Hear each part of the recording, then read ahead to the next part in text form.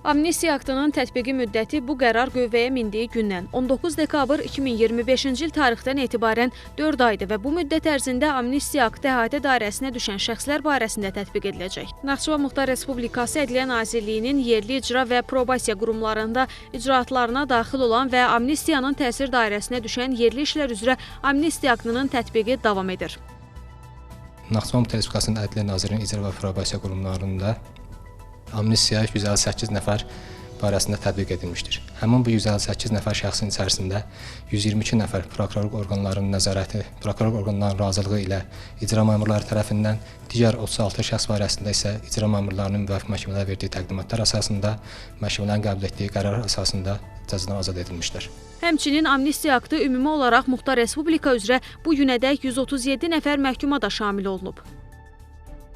Bu qərarın da icrası əlbəttə bildiyimiz kimi 4 ay müddəti var və icrası 19 aprel 2026-cı il tarixədək davam ediləcəkdir.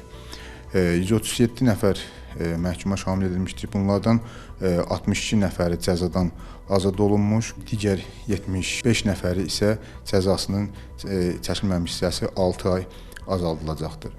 6 ay azaldılmağından bağlı mərhələli şəkildə işlərimiz davam etdirilir.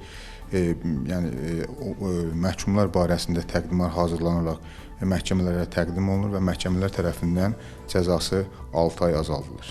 Xosrov İbrahimov, Tərlan İbrahimova, Emin Babayev, NTV Xəbər.